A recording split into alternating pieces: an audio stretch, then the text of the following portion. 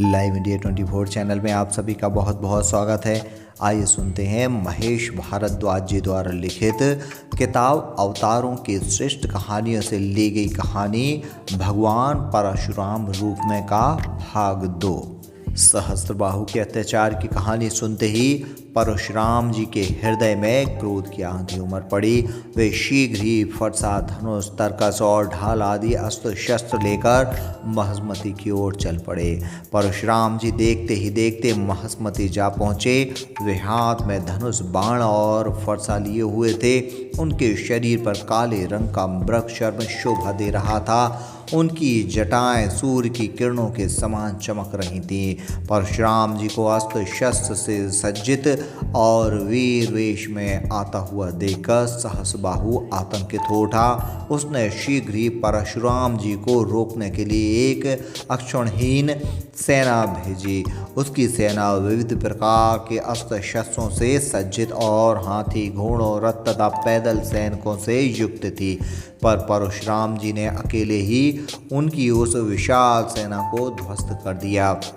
वे वायु और मन की गति के समान ही झपट झपट कर अपने फरसे से सहस्त्रबाहु की सेना को काटने लगे। उन्होंने थोड़ी देर में सहस्त्रबाहु के सैनिकों, सारथियों और सेनापतियों को गाजर मूली की तरह काट काट कर धरती पर शवों का ढेर लगा दिया। सहस्त्रबाहु ने जब इस भयानक दृश्य को देखा तो स्वयं ही बहुत क्रुद्ध होकर परशुराम जी से युद्ध करने के लिए चल पड़ा। सहस्त्रबाहु ने परशुराम जी के सामने पहुंचकर अपनी 1000 भुजाओं से एक साथ ही उन पर बाण बरसाने आरंभ कर दिए। परशुराम जी पर एक साथ ही 500 बाण गिरने लगे। पर परशुराम जी ने उन बाणों को इस प्रकार काट गिरा देने थे कि जैसे कोई छोटे छोटे अंकुओं को नोच कर फेंक देता है। जब बाणों का परशुराम जी के शरीर पर कुछ प्रभाव न पड़ा तब सहस्त्रबाहु अपने 1000 भुजाओं से बड़े बड़े पेड़ों और पर्वतों को उखाड़ कर उनकी ओर झपटा। पर इसी समय परशुराम जी ने अपनी तीखी धार वाले परशु से उसकी सारी भुजाएं ही काट डालीं। भुजाओं को काटने के पश्चात उन्होंने उसके पहाड़ की चोटी के समान ऊंचे सिर को भी अपने परशु से काटकर धरती पर फेंक दिया। सहस्त्रबाहु के मरते ही उसके 10,000 लड़के और रणभूमि को छोड़कर भाग खड़े हुए। परशुराम जी ने एक महान विजय की भांति महेश्मती में प्रवेश किया। वे कामधेनु को लेकर पुनः अपने पिता के पास लौट गए। कामधेनु को पाने से जमदाग्नि के हृदय में प्रसन्नता का सागर उमड़ उठा। किंतु जब उन्होंने सुना कि सहस्त्रबाहु और उसके सभी सैनिक रणभूमि में मारे गए तब उन्हें बड़ा दुख हुआ। उन्होंने अत्यंत दुखी स्वर में कहा, बेटा परशुराम, तुमने ये हत्याएं क्यों की? मनुष्य की शोभा हिंसा प्रति हिंसा से नहीं, क्षमा से होती है। हम ऋषियों का तो क्षमाधन है। जो लोग अपराधियों को क्षमा करते हैं, शत्रुओं के प्रति भी दया प्रदर्शित करते हैं, वे भगवान को सदा प्रिय रहते हैं। जाओ बेटा, तुम हिंसा के लिए प्रायश्चित करो। भगवान को स्मरण करते हुए तीर्थों की यात्रा करो।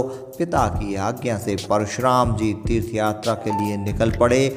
वे लगभग 1 वर्ष तक तीर्थों में घूमते रहे। घूम घूम कर अपने पिता की आज्ञा अनुसार प्रायश्चित यज्ञ करते रहे।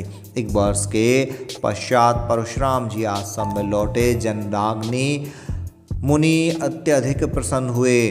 उन्होंने उनकी निष्ठा और भक्ति पर प्रसन्न होकर अपने आशीर्वादों से कृतज्ञ कर दिया। दिन पर दिन बीतने लगे, वर्ष कटने लगे। दिनों और वर्षों के बीतने के साथ ही साथ परशुराम जी की कीर्ति कौमुदी भी छिटकने लगी। उन्हीं के दिनों एक ऐसी घटना घटी जिसके परिणाम स्वरूप परशुराम जी के जीवन पयोनिधि में तूफान सा उत्पन्न हो उठा। कहना ही होगा कि उस घटना के कारण परशुराम जी का जीवन अधिक क्रांतिकारी और वृद्धोही बन गया। एक दिन दोपहर का समय था। परशुराम जी की माता रेणुका गंगा तट पर पानी लेने के लिए गई थीं। संयोग की बात है, उसी समय गंधर्वों का राजा चित्ररथ कमलों की माला पहने हुए अप्सराओं के साथ जल विहार कर रहा था। रेणुका जल क्रीड़ा करते हुए चित्ररथ को बड़े ध्यान से देखने लगी। वे उसे देखने में इतनी तन्मय हो उठी कि यह भी भूल गईं कि उनके पति के हवन का समय हो गया है और उन्हें जल लेकर शीघ्र ही आश्रम जाना चाहिए। इतना ही नहीं, चित्ररथ की जल क्रीड़ा को देखकर उनके मन में विकार भी उत्पन्न हो गया।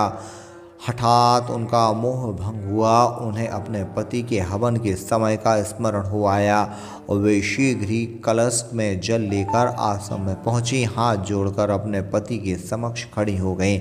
अंतर्यामी जमदाग्नि से रेणुका के मन की यह बात छिपी न रही कि चित्ररथ को जल क्रीड़ा करते देखकर स्वयं रेणुका के मन में भी विकार उत्पन्न हो उठा था।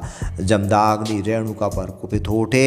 उन्होंने आंखों से चिंगारियां उड़ेलते हुए अपने पुत्र से कहा, पुत्रो, यह पापनी है, इसे मार डालो।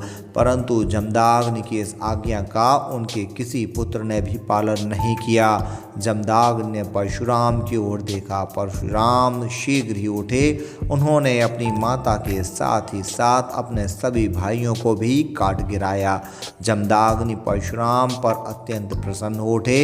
उन्होंने परशुराम से कहा, बेटा, मैं तुम पर अधिक प्रसन्न हूँ। तुम जो वर मांगना चाहो मांग लो। परशुराम ने निवेदन किया, पिताजी, आप कृपा करके मेरी माता और मेरे भाइयों को जीवित कर दें। उन्हें यह याद न रहे कि मैंने उनकी हत्या की थी। जमदाग्नि अलौकिक शक्तियों से संपन्न ऋषि थे।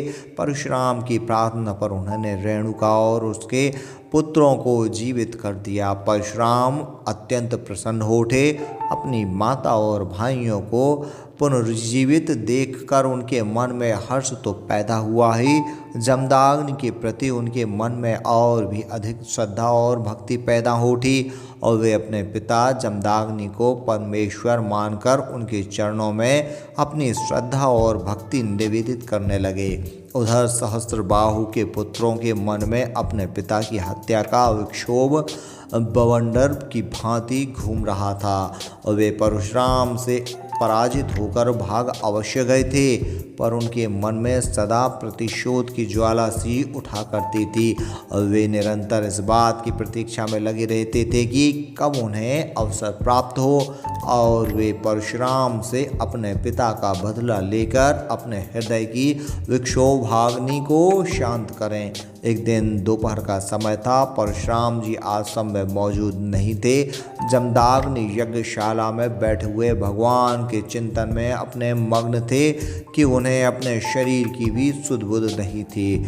उसी समय सहस्त्रबाहु के पुत्र वहाँ उपस्थित हुए। वे ऐसे ही अवसर की ताक में रहा करते थे। उन्होंने जमदाग्नि के पास पहुंचकर उन्हें मारने के लिए अपना खड्ग ऊपर उठाया और रेणुका चीख उठी। उन्होंने आगे बढ़कर उन दुष्टों को मुनि की हत्या करने से रोका। वे उन अनुयायियों के सामने रोईं गिड़गड़ाईं, पर उन चंडालों ने उनकी एक न सुनी। उन्होंने ध्यान में मग्न जमदाग्नि को देखते ही देखते मार डाला। वे उनका सिर काटकर अपने साथ ले गए। रेणुका विलाप करने लगी, परशुराम, तुम कहाँ हो, तुम कहाँ हो? परशुराम जी के कानों में दूर से ही अपनी माता का रोदन चीत्कार सुनाई पड़ा।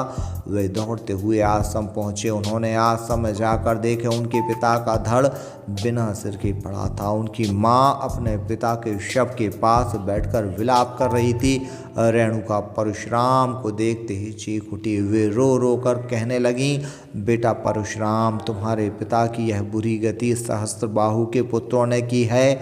अपने अत्यंत समर्थशाली पिता को निर्जीव रूप में पृथ्वी पर पड़ा देखकर स्वयं परशुराम जी की भी आंखें छलछला उठीं।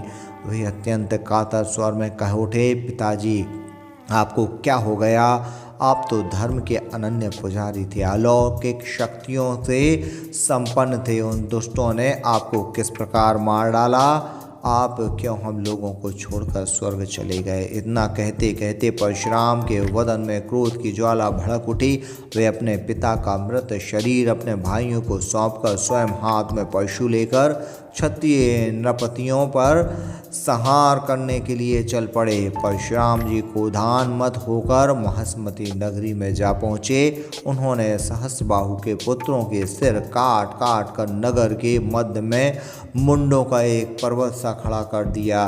नगर में शोणित की धार उमड़ पड़ी और जो भी सामने आया परशुराम ने उसी का सिर काट डाला। महिष्मती नगरी को उजाड़ कर परशुराम जी और भी आगे बढ़े। एक एक करके सभी क्षत्रिय नृपतियों की राजधानियों में गए। उन्होंने सभी राजधानियों को विध्वंस किया। सभी क्षत्रिय नृपतियों का उन्मूलन किया।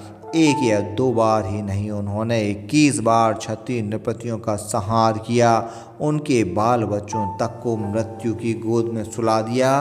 कहा जाता है कि परशुराम ने इतने क्षत्रियों का वध किया था कि कुरुक्षेत्र के सामंतक पंचक पे उनके रक्त से 5 बड़े बड़े तालाब भर गए थे। अंत में परशुराम जी ने अपने पिता के सिर को उनके धड़ से जोड़कर ब्रह्म नदी सरस्वती के तट पर विधि विधान के साथ उनकी अंत्येष्टि की। कहते हैं परशुराम जी के द्वारा सम्मानित होकर उनके पिता सप्त ऋषियों की पंक्ति में जा बैठे। स्वयं परशुराम जी महेंद्र पर्वत पर चले गए। कहते हैं कि परशुराम जी महेंद्र पर्वत पर निवास करते हैं।